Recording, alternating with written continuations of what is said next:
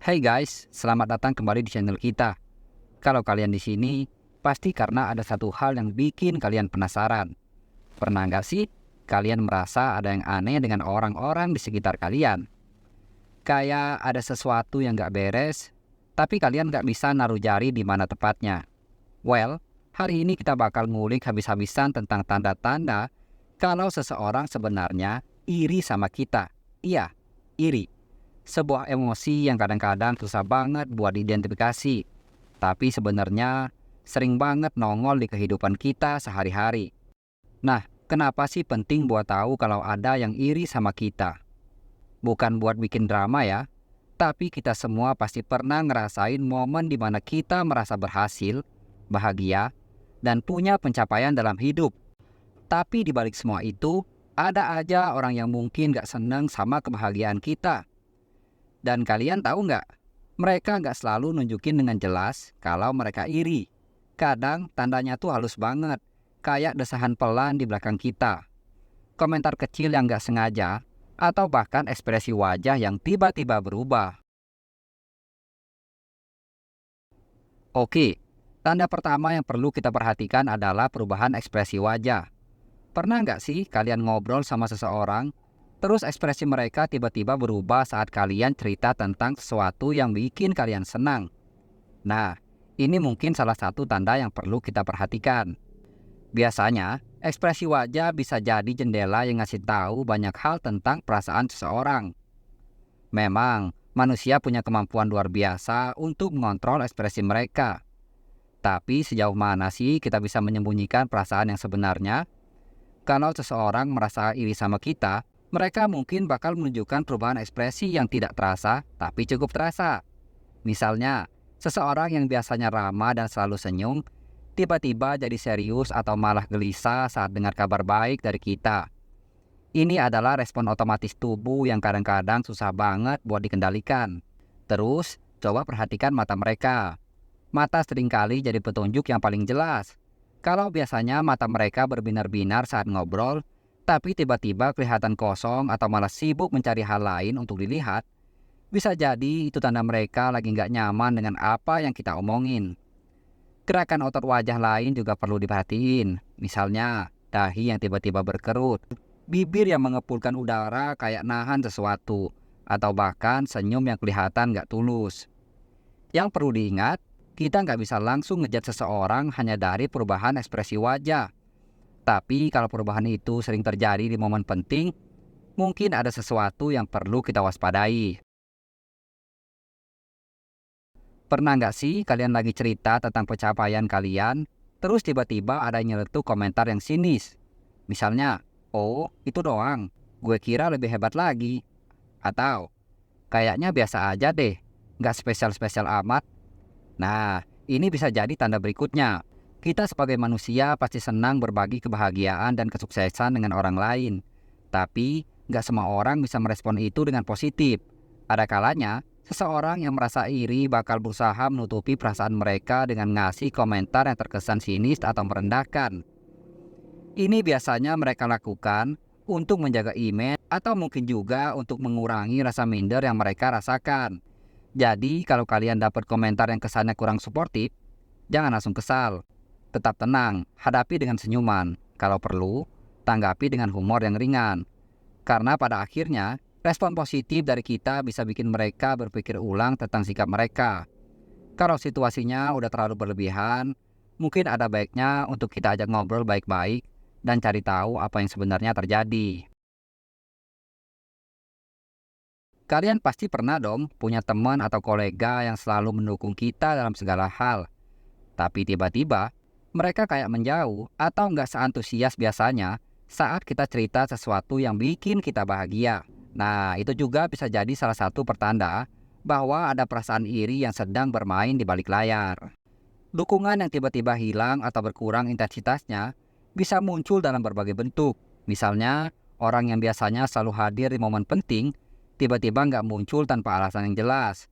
Atau, mereka yang biasanya selalu kasih nasihat dan dukungan moral, tiba-tiba jadi acuh tak acuh. Yang perlu kita lakukan di situasi ini adalah tetap tenang dan jangan langsung berpikir negatif. Mungkin saja Mereka lagi ada masalah pribadi yang gak ada hubungannya dengan kita. Tapi kalau perubahan sikap ini terus berlanjut, mungkin saatnya untuk kita ajak mereka ngobrol dari hati ke hati. Tanyakan apa yang sebenarnya terjadi, dan cari tahu apakah ada yang bisa kita lakukan untuk memperbaiki situasi. Pernah dengar gosip tentang diri kalian yang gak enak di telinga? Misalnya ada yang bilang kalian sombong setelah sukses, atau cerita-cerita negatif lain yang sama sekali nggak sesuai dengan kenyataan. Ini bisa jadi tanda lain dari perasaan iri yang tersembunyi. Iri hati seringkali memicu perilaku yang nggak mendukung, dan salah satu bentuknya adalah dengan menyebarkan gosip negatif. Gosip ini bisa muncul dalam berbagai bentuk, dari yang terang-terangan sampai yang tersembunyi dalam percakapan sehari-hari atau bahkan di media sosial. Komentar yang kelihatan netral tapi punya konotasi negatif atau sindiran bisa jadi pertanda bahwa ada upaya untuk merendahkan kita di mata orang lain. Kalau kalian mendengar gosip seperti ini, jangan langsung terbawa emosi. Sebaiknya cari tahu sumbernya dan ajak orang tersebut berbicara dengan bijaksana. Kadang-kadang, gosip ini muncul karena adanya kesalahpahaman atau ketidakjelasan informasi. Dengan komunikasi yang baik, kita bisa menjaga masalah ini dan menjaga reputasi kita tetap baik di mata orang lain. Ini yang menarik guys. Ada orang yang tampaknya terlalu peduli saat kita mengalami kegagalan atau kesulitan.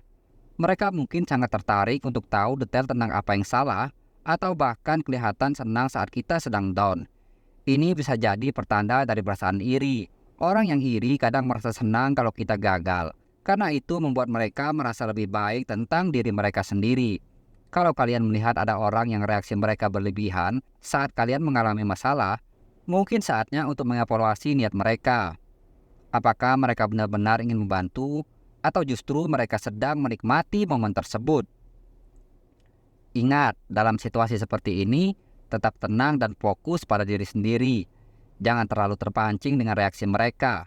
Kalau perlu, hindari berbagi terlalu banyak informasi pribadi dengan orang-orang yang kalian rasa nggak sepenuhnya tulus. Lebih baik fokus pada bagaimana cara kita bangkit dari kegagalan dan terus maju ke depan. Pernah dapat saran dari seseorang yang kelihatannya baik, tapi ternyata malah menjerumuskan kalian? Ini juga bisa jadi tanda adanya rasa iri.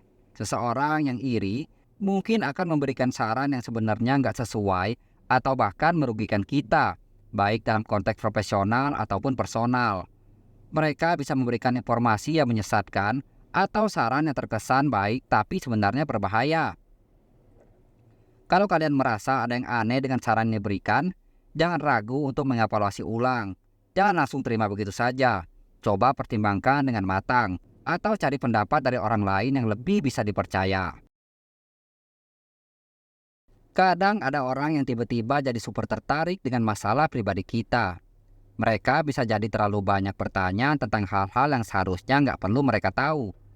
Kalau ini terjadi, kita perlu berhati-hati karena bisa jadi mereka punya motif tersembunyi. Saat kalian menghadapi situasi seperti ini, bijaksanalah dalam memberikan informasi pribadi. Pertimbangkan dulu apakah mereka benar-benar peduli atau hanya ingin memanfaatkan informasi tersebut.